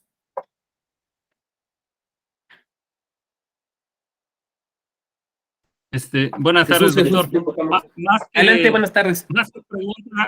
Más que pregunta era, como usted lo comentó, podíamos hacer un comentario o observación. A mí me parece, de forma muy particular, que la acción que hizo el ministro Vallarta, si bien es cierto, antes el presidente era literal el presidente de la Suprema Corte. Entonces, mi comentario es si había alguna dependencia del poder inmediato o voy a llamarlo así, subordinado al Ejecutivo, ¿no? Y la acción que él hizo podría tomarse como un precedente de la absoluta desligue, vamos a llamarlo así, del Ejecutivo. O sea, el ministro Vallarta, yo me desligo por mi seguridad personal, pero también me desligo del poder o la influencia que pudiera tener el Ejecutivo en cuanto a las decisiones judiciales. No sé si esté errado en mi manera de pensar. No, yo creo que tienes razón. O sea, yo creo que seguramente operaron. A ver, todo esto es meras deducciones, porque Vallarta no nos lo dejó totalmente por escrito. O sea, están los votos de Vallarta, ¿no? Donde sacamos esto que estamos platicando. Pero las motivaciones profundas no nos queda más que suponerlas, ¿no? A ver, yo creo que sí seguramente por un lado había un convencimiento de Vallarta de que estaba mal eso de que la Corte estuviera metida en cuestiones políticas. Porque lo que Vallarta había visto, porque además eso era cierto, es que los presidentes de la Corte se levantaban en armas en contra de los presidentes de la República. Entonces, había una constante confrontación y seguramente a Vallarta le parecía que eso estaba mal, que eso era inadecuado. Probablemente también Vallarta haya dicho, bueno, a ver, es que la tesis Iglesias, a ver, ¿qué fue lo que hizo don José María Iglesias? Fue ir pavimentando su camino para levantarse en armas. O sea, cuando yo digo, yo puedo calificar si las elecciones fueron legítimas o no de un gobernador o un diputado local, el siguiente paso es, yo puedo calificar si las elecciones fueron legítimas de una presidencia de la República, ¿no? Ahora ustedes me van a decir, oiga, doctor, pero pues eso hace la sala superior. Y yo diré, sí, pero el presidente de la sala superior no es el vicepresidente de la República. Esa es una gran diferencia institucional. En cambio, cuando Iglesias dice lo que dijo, él era a su vez el vicepresidente de la República. O sea, yo creo que Vallarta la leyó muy bien. O sea, políticamente la leyó muy bien. Pues qué fácil. O sea, digo que yo califico las elecciones, puedo decir que no me gusta la de presidente, ¿y qué creen? Ahora yo me siento en la silla. Porque además históricamente es lo que había pasado, ¿no? Entonces, me parece que por un lado seguramente hubo una cuestión de convencimiento personal por parte de Vallarta de que eso estaba mal, pero seguramente también un cálculo político. Y me parece que ambas cosas no tienen necesariamente por qué estar peleadas, ¿no? don Néstor Pedro Sagüez, que muy próximamente va a estar aquí con nosotros en la Escuela Judicial el 30 de noviembre, y que si pueden venir a acompañarnos o seguirlo por internet, se los recomiendo mucho. Tengo que decirlo así, de mis constitucionalistas favoritos. Don Néstor Pedro Sagüez habla de un tipo de interpretación que se llama interpretación previsora, que dice, un juez, una jueza, sobre todo jueces y juezas constitucionales, ¿no?, deben estar conscientes de los efectos de sus sentencias. Entonces, estoy seguro que Vallarta sabía cuál era el efecto político, o preveía cuál era el efecto político de sus sentencias. Con esto no estoy diciendo que su única motivación haya sido política, era demasiado buen jurista para que eso fuera lo único, pero seguramente sí era un elemento. Yo les recomiendo mucho, mucho que lean a Vallarta, que lean sus votos. Es un jurista de verdad, de primera línea, o sea, insisto, es el Marshall mexicano, ¿no? Alguien de aquí podría decir, oiga, doctor, pero pues no manches, pues es un señor del siglo XIX, ¿no? Pues, a ver, mejor recomiéndenos un twitstar jurídico. Bueno, pues ahí hay muchos, pero la solidez, la contundencia, la calidad en la argumentación, la elevación de la discusión, la vas a encontrar en Vallarta. La Corte ha publicado sus libros, están ahí en línea, entonces vale mucho la pena leer a Vallarta. Muy bien. De lo que llevamos hasta aquí, ¿alguien más? De todo esto, ¿alguien más? Vamos a ver aquí en el chat. En el chat no hay nada. ¿Nadie más? Bueno, si no es así, vamos a continuar. Bueno, voy a cerrar esto que teníamos por acá y me voy a ir a la otra presentación. Espérenme tantito porque está cerrando. Acá está. Hago este ajuste y bueno.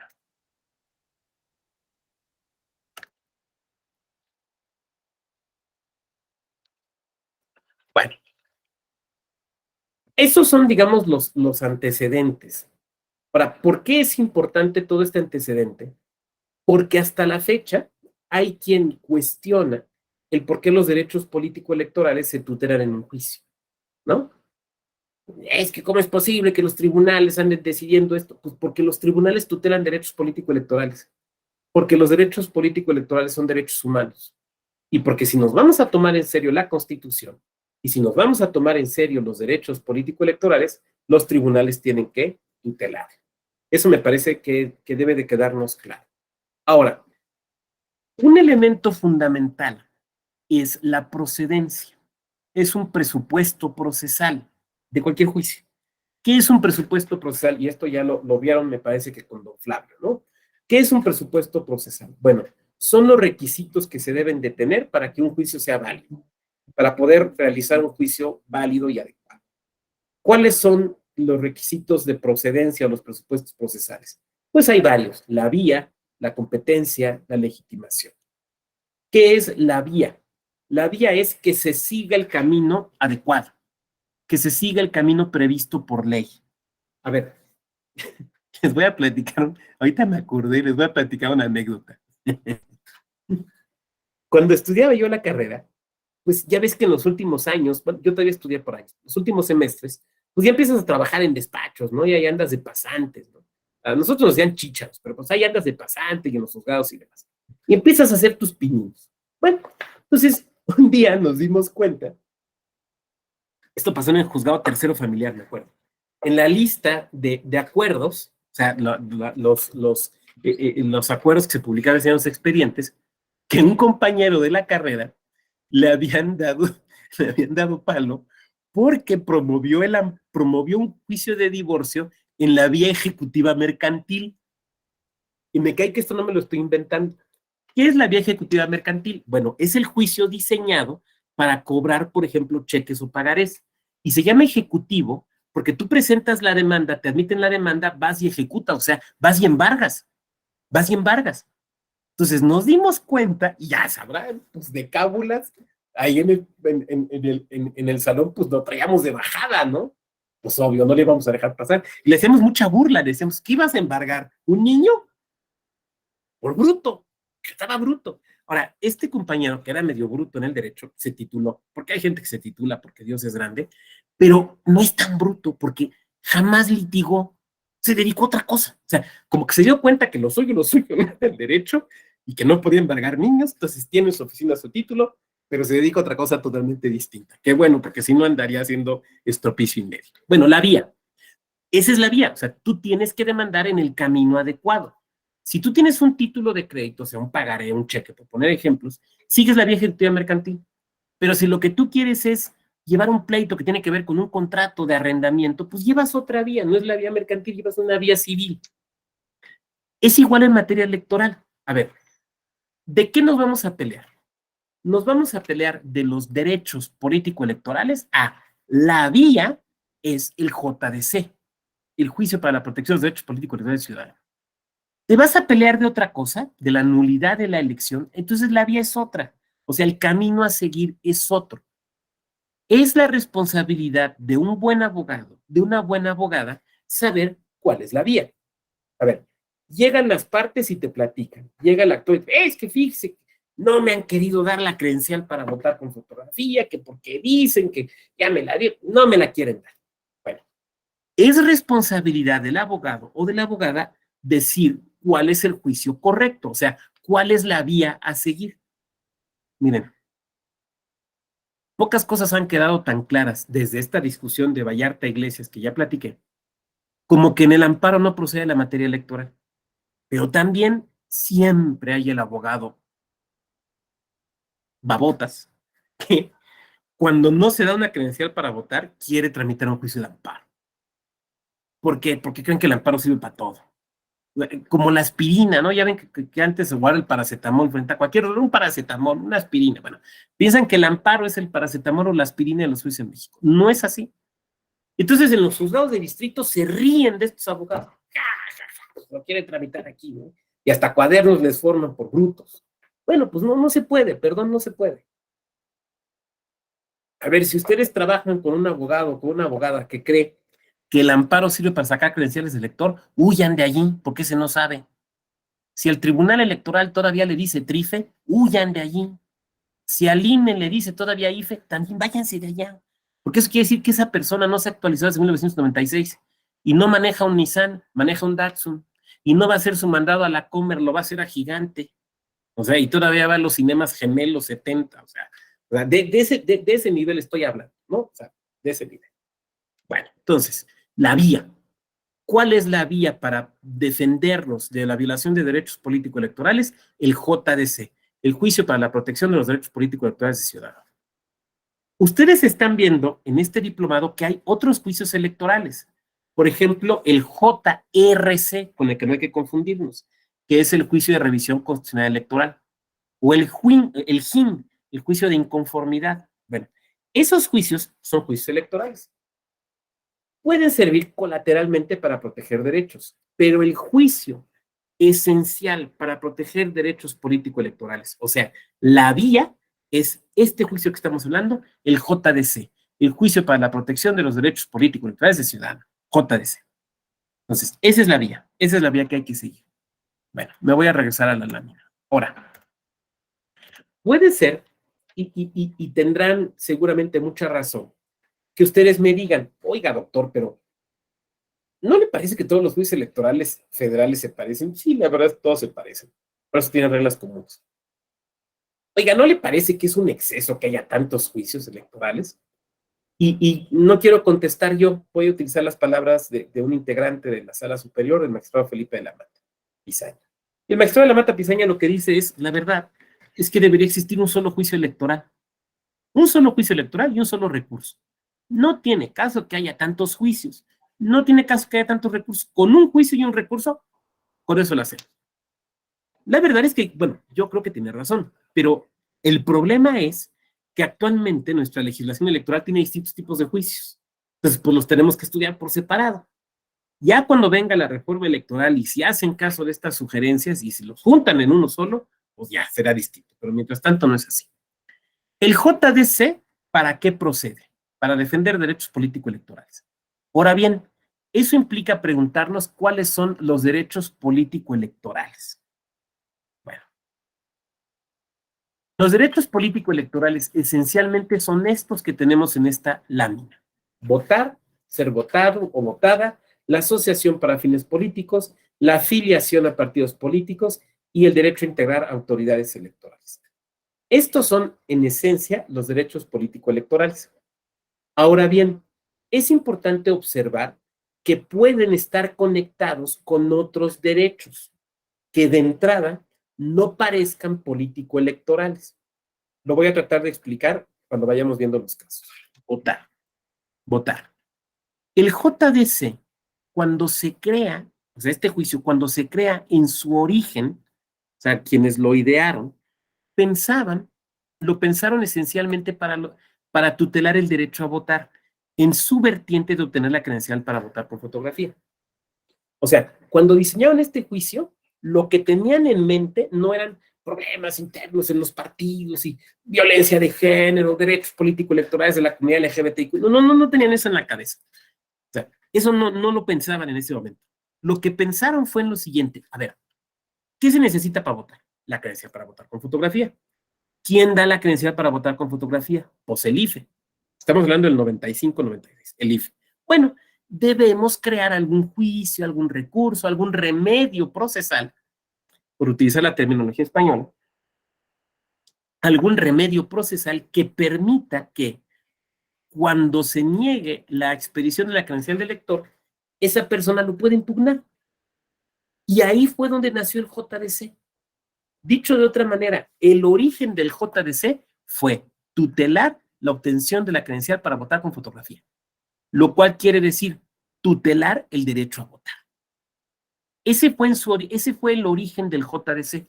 Ya después, como vamos a ver, pues un poco por modificaciones a la ley, un poco por creación pretoriana, o sea, interpretación de los tribunales, del tribunal, pues esto fue creciendo.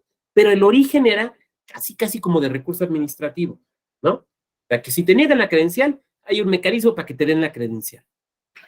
La verdad, aquí entre nos, es que eso lo pudieron haber metido en el amparo. O sea, pudieron haber modificado la ley de amparo y ampliar la competencia de los juzgados de distrito y decir, bueno, también puede caber el amparo contra el acto administrativo, porque es un acto administrativo, ¿no? El acto administrativo del Instituto Federal Electoral de negar la credencial del elector. Y entonces, este juicio no hubiera nacido, sino hubiera sido un apéndice del juicio de amparo indirecto que todo el mundo conocemos. Lo pudieron haber hecho. ¿Por qué no lo hicieron? Porque existía esta idea que yo he platicado aquí, o esta confusión, de si los derechos político-electorales eran derechos humanos o garantías individuales, como todavía en los 90s se les llamaba. Entonces dijeron, no hay que meternos con el amparo, porque los derechos político-electorales, lo político-electoral no es propiamente derechos humanos, no son garantías individuales, entonces no hay que meterlo con el amparo. Mejor, ya aprovechando que ya había tribunal electoral, el TRICOEL, el Tribunal de Contencioso Electoral, después modificado a TRIFE, ahora Tribunal Electoral del Poder Judicial de la Federación, vamos a darle esa facultad al Tribunal Electoral. Pero pudo haber sido distinto. Entonces el JDC pudo haber sido una fracción de la ley de amparo, no todo un juiciosote como ahora lo tenemos. Ahora, la verdad es que hasta la fecha el JDC sirve evidentemente para tutelar el derecho a votar, ¿no? Sigue siendo procedente, sigue siendo la medida adecuada cuando ahora el INE, nos niega la expedición de la credencial del elector por alguna razón. ¿Cuáles son algunas razones por las que en la práctica se niega la expedición de la credencial? Les pregunto, ¿cuáles son? Por no presentar algún documento que acredite la persona. Por ejemplo, no presentar un documento, muy bien, ¿por qué más? Tramitarla fuera del plazo establecido cuando hay proceso electoral. Y Saúl nos lo dice, sí, efectivamente, por tramitarla fuera del plazo, muy bien, ¿qué más? Por temas de acta, que esté mal el nombre o que exista alguna incongruencia en tu nombre y los documentos que presentas, tienes que llevar una sentencia de corrección de datos. Exacto, o también, por ejemplo, cuando no se encuentra un domicilio cierto, ¿no? Entonces, por ejemplo, en la práctica esto sucede. Voy a platicar algunos de los que ustedes dijeron. Pensemos en la revocación de mandato, ¿no? Recuerden ustedes que es el último ejercicio de democracia participativa que hemos tenido. Esta revocación de mandato plantea un problema para el INE. El mismo problema que sucede con cualquier elección. Tú tienes que tener la lista nominal en cierto momento, porque tienes que imprimirla y mandarla junto con la documentación a las casillas. ¿Estamos de acuerdo? para que se sepa quiénes pueden votar. Eso quiere decir que, pero además recuerden ustedes que la lista nominal se revisa en las comisiones del Registro Federal de Electores, que son los únicos colegiados electorales donde los partidos siguen votando. Entonces, tienes que tenerla con tiempo para que hagas una depuración, para que se revise con los partidos, para que la puedas imprimir, la puedas mandar, para hacer todo esto. Entonces el INE dijo, bueno, a ver, para que yo pueda hacer todo este trámite, yo cierro en tal fecha y a partir de tal día en adelante te puedo hacer tu trámite de tu credencial, pero o te la entrego después de la fecha de la revocación, o te la entrego antes, pero ya no apareces en la lista nominal para votar en la revocación. Y entonces hubo gente que dijo, bueno, a ver, no me das la credencial de elector, tramito mi JDC. O por ejemplo, fíjate, el INE te podía decir, de hecho lo decían, lo digo porque he visto los juicios, te voy a dar tu credencial, pero no vas a estar en la lista nominal de la revocación. Espéreme, si para eso quiero mi credencial, para votar en la revocación, no, pues es que mira, no puedo porque están estos tiempos de este procedimiento que se ha diseñado. A ver, a mí no me interesa tu procedimiento, yo quiero votar en la revocación. Y entonces, bueno, pues se tramita el JDC para efecto de obtener la credencial de elector o que aparezca yo efectivamente en la lista nominal y pueda votar ahí. Muy bien. Entonces, bueno, pues ahí está vinculado. Otros casos también importantes. La credencial para votar con fotografía, ustedes saben que es un documento bastante peculiar. O sea, en el mundo prácticamente no existe documento como ese. Porque no solamente nos sirve para votar, sino esencialmente nos sirve para acreditar la ciudadanía mexicana. ¿Cómo probamos que somos ciudadanas o ciudadanos mexicanos? Pues con el pasaporte, no todo el mundo lo tiene. Con la cartilla de servicio militar, pues no todo el mundo lo hace. Entonces, ¿cómo en realidad lo acreditamos? Con la credencial para votar con fotografía. En la mayor parte de los países del mundo no es así. O sea, si se requiere algún tipo de documento para acreditar ciudadanía, lo expide lo que aquí es el registro civil, dependiente de las secretarías de gobernación o ministerios del interior. Pero aquí, bueno, pues no me voy a poner aquí a resumir nuestra historia política, ¿no? Entonces hemos decidido que el documento idóneo para votar lo dé la propia autoridad electoral, no una autoridad ejecutiva.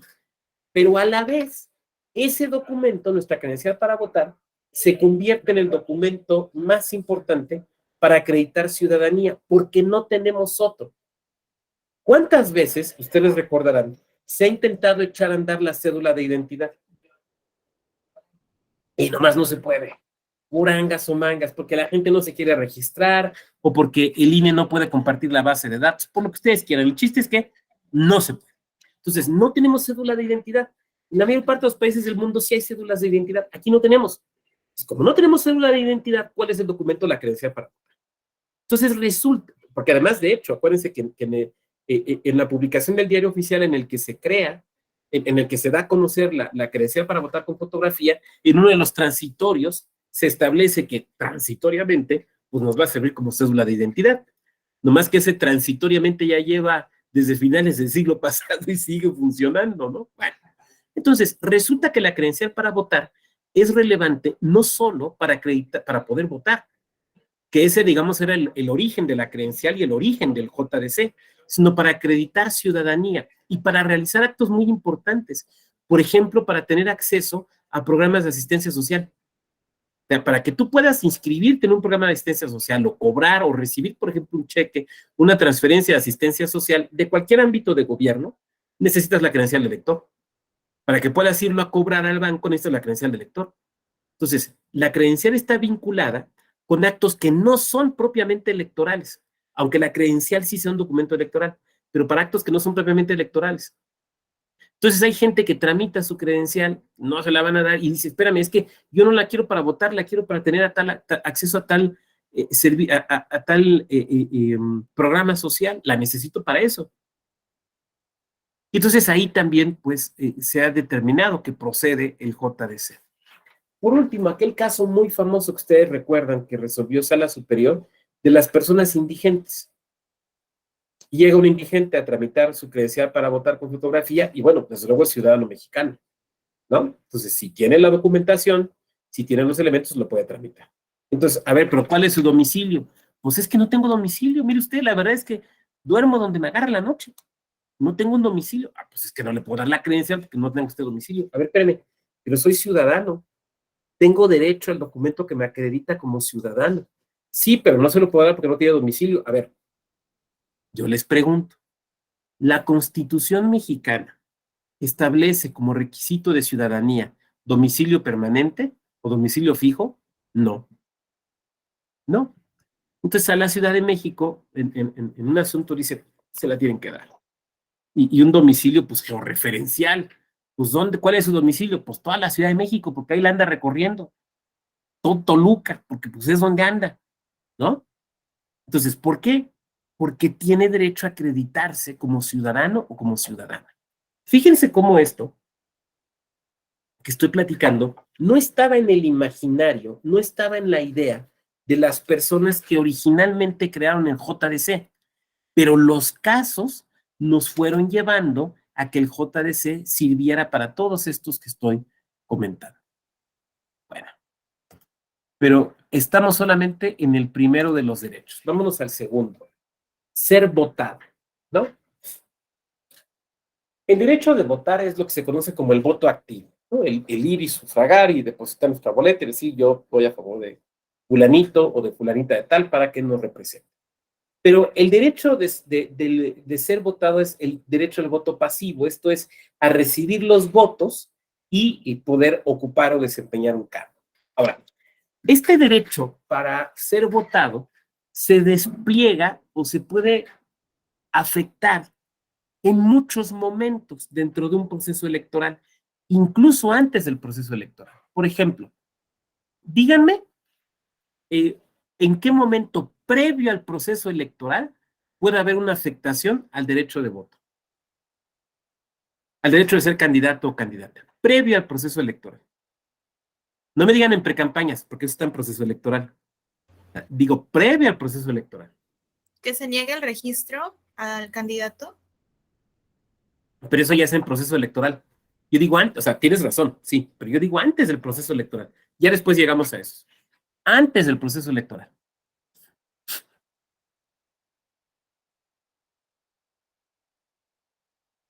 Por ejemplo, cuando se legisla, cuando se va a hacer una ley electoral, recuerden ustedes que las leyes electorales tienen que estar aprobadas y publicadas 90 días antes del inicio del proceso electoral en el cual se van a aplicar. Entonces son totalmente fuera del proceso electoral. Supongan el ejemplo siguiente. Se expide una nueva ley electoral del Estado o de la entidad en donde ustedes viven.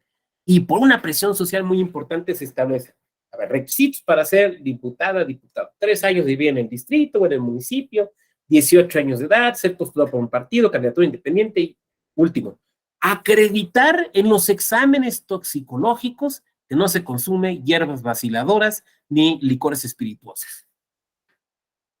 Bueno, evidentemente ahí se está afectando el derecho a ser votado, porque se está estableciendo un requisito de más. Entonces, ¿cómo combatimos ese requisito de más? Bueno, los partidos políticos o una minoría legislativa pueden acudir a una acción de inconstitucionalidad. ¿Estamos de acuerdo? Pero nosotros, como ciudadanas o ciudadanos, no podemos acceder a la acción de inconstitucionalidad, porque ese es un pleito solo de autoridades. Nosotros no podemos acudir a él.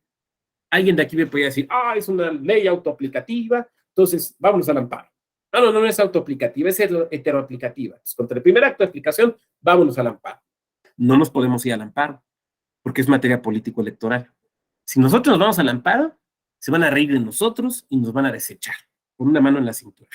No saben electoral. Se ve que no tomaron la clase con el profe Vago, ¿no? Se van a reír. Bueno, entonces, ¿cuál es el camino que tenemos nosotros como ciudadanos y ciudadanos? El JDC. El JDC. O sea, los partidos y las minorías legislativas, la acción de inconstitucionalidad ante la Corte, contra la ley. Nosotros el JDC. Y decir, a ver, espérenme, están pidiendo un requisito desproporcionado, un requisito inconstitucional. Y entonces, en el JDC se va a resolver. Yo aquí no quiero entrar, porque mi clase, o sea, la clase de hoy solamente es procesal. No quiero entrar a la discusión si está bien o está mal pedir estos requisitos. A mí me parecería que sería desproporcionado. Pero no entremos a eso, o sea, imaginen ustedes la sentencia que quieran, tanto que diga que está bien como la sentencia que diga que está mal. No me importa. O, digamos, no que no me importa, no es relevante. Lo relevante es decir que el camino es el JDC. Y entonces alguien de aquí me va a levantar la mano, oiga, doctor, pero si todavía no hay ni elecciones. No, pero ¿quién te dijo que tu derecho de ser candidato o candidato solo se afecta en elecciones? O sea, claro, se puede afectar en elecciones. Los ejemplos más sencillos que vienen a nuestra mente son de elecciones, pero se pueden afectar desde antes. ¿Quién me pone otro ejemplo de la afectación del derecho a ser candidata o candidato antes de las elecciones? Ahorita vemos en las elecciones, pero estamos hablando antes.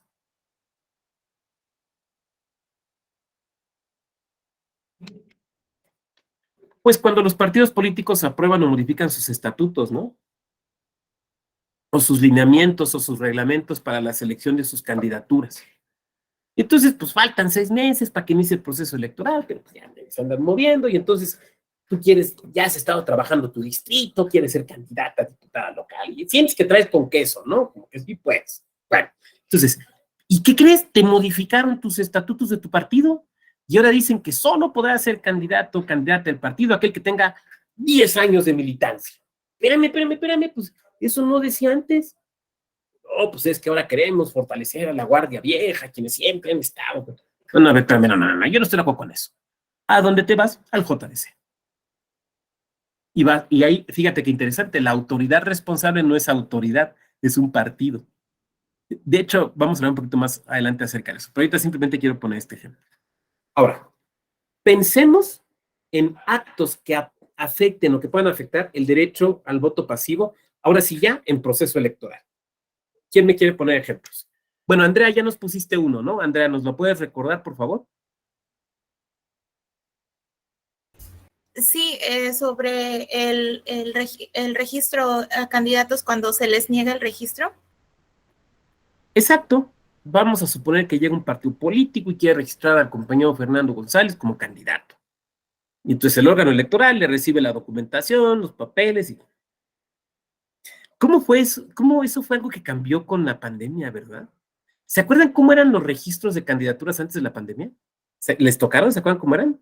Llegaba el presidente del partido, la presidenta, los candidatos, llevaban hasta la abuelita, se aventaban un speech, llevaban una banda, llegaban afuera los del Bon Ice a vender, llegaba el de los tacos de canasta. Era una fiesta, ¿se acuerdan? Antes de la pandemia.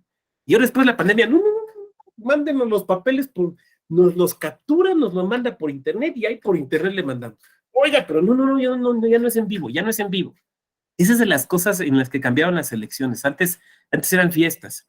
Ahora, pues ya es bastante anticlimático. Ahora, yo no estoy diciendo que antes estuviera bien o estuviera mal. Simplemente estoy recordando cómo era algo que cambió con la pandemia. ¿No les ha pasado con esto de que ahora vamos regresando a las oficinas que no sabes ya cómo saludar? Antes era de mano y el abrazo.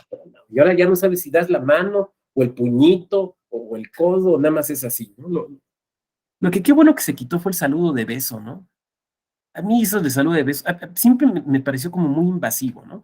Pero además siempre me preocupó porque tú no sabes dónde está esa mejilla, ¿no? Tú no sabes dónde está esa mejilla o qué ha estado en esa mejilla, ¿no? Entonces, me acuerdo un médico, acompañaba a una familiar que tenía una enfermedad ahí que no se le quitaba y le dijo, es que es la enfermedad del beso. Y mi familiar hasta se enojó, claro que del beso. Pues no, dice, lo que pasa es que nos saludamos de beso y las mejillas de la gente están sucias. Se nos quedan virus que se nos pueden ir para la boca, se nos pueden ir para los ojos o para la nariz. Entonces, no, eso de no saludarnos de beso creo que está bastante bien. Bueno, pero regresemos a esto. Sí, desde luego, se niega el registro, por la razón que sea, el candidato puede, o la candidata, impugnar en un JDC. Ahora, aquí va una pregunta. ¿El partido puede hacerlo? El ejemplo es el siguiente. El compañero Fernando González lo registra. Vamos a hablar de un partido que ya no existe, el Partido Demócrata Mexicano. ¿Se acuerdan el Partido del Gallito? Partido Demócrata Mexicano. Don Fernando es el bueno para el tercer distrito federal de Veracruz. Y entonces el Consejo Local del INE recibe la documentación y después dice, ¿sabe qué? Rechazamos su registro porque le faltó un requisito, no sé, no acreditó la residencia, ¿no? Entonces, don Fernando puede impugnar en un JDC. ¿Estamos de acuerdo? Mi pregunta es, el partido también está agraviado porque el partido está quedando sin candidato, entonces el partido también quiere impugnar esa decisión.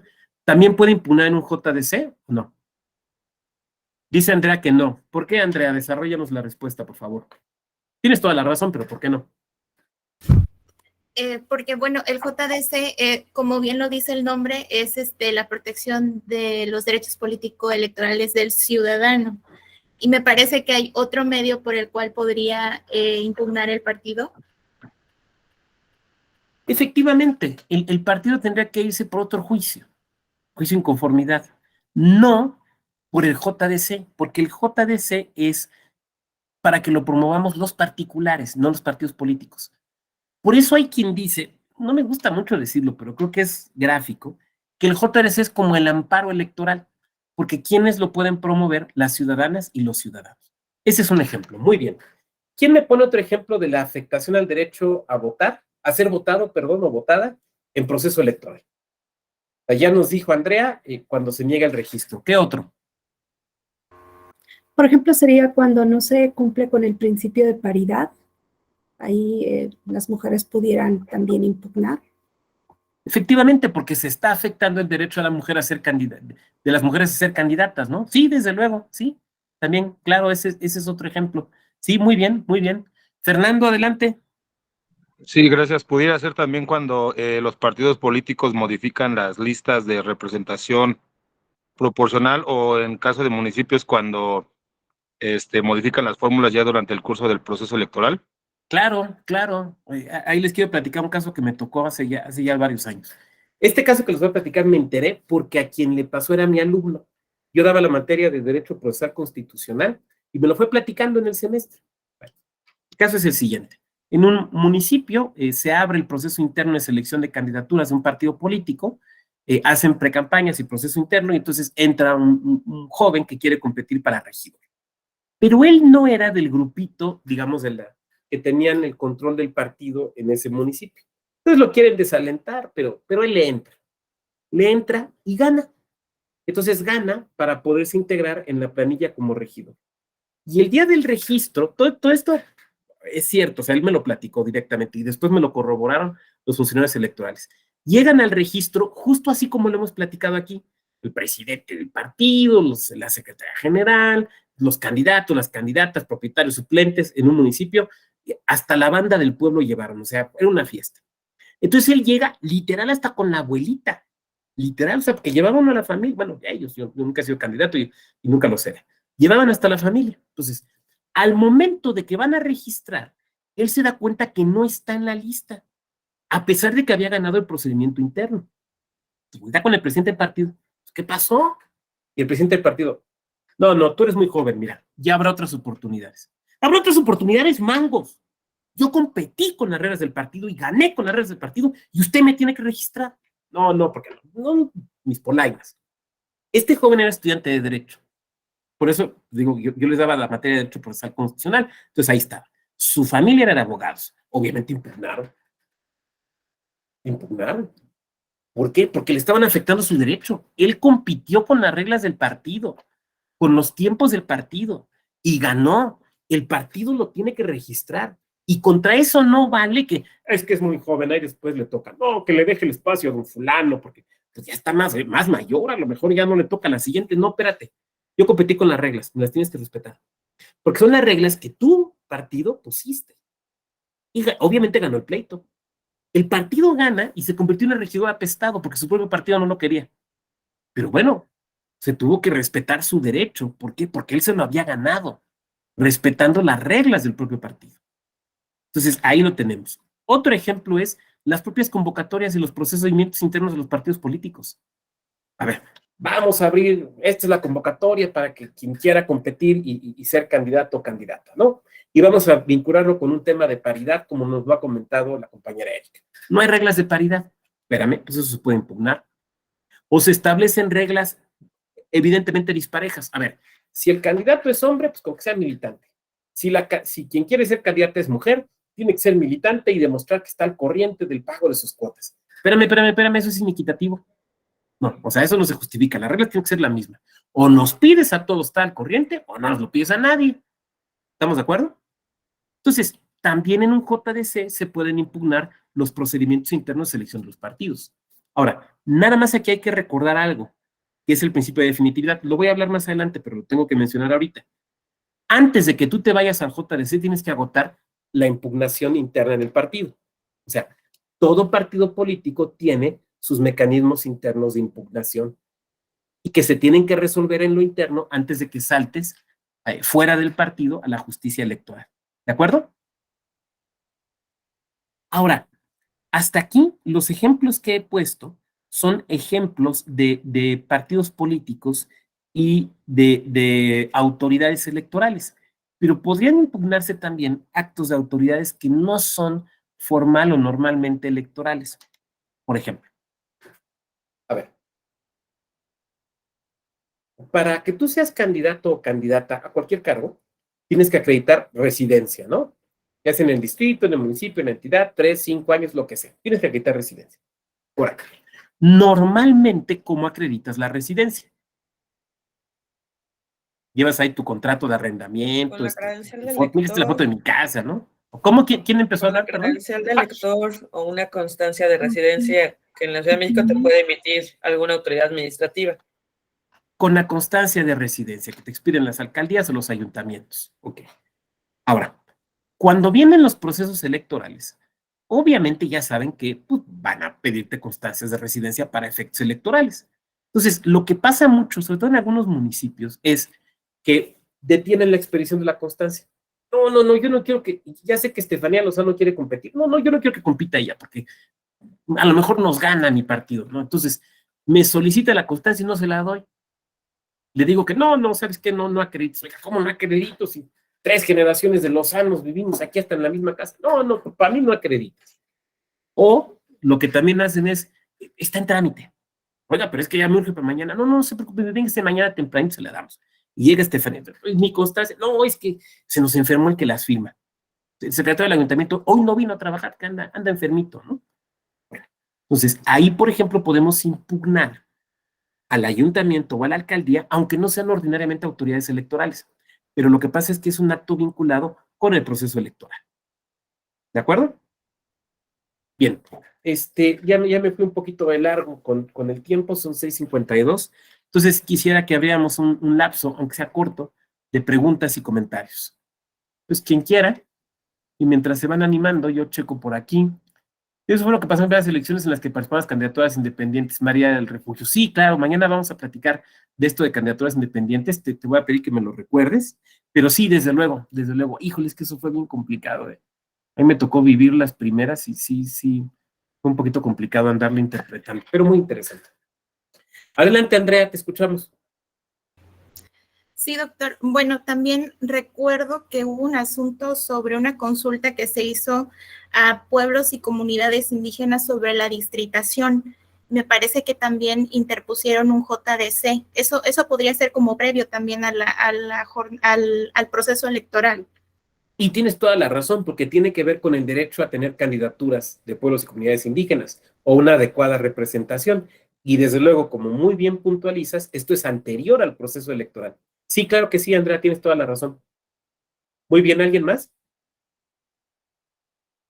¿Se fijan cómo este juicio que nació de origen, de intención, a que les den la credencial, se fijan cómo fue creciendo y creciendo y creciendo y creciendo? Y eso que vamos apenas en la segunda. Ya nos faltan más, pero ¿se fijan cómo fue creciendo muchísimo? Una gran amplitud. ¿Alguien más?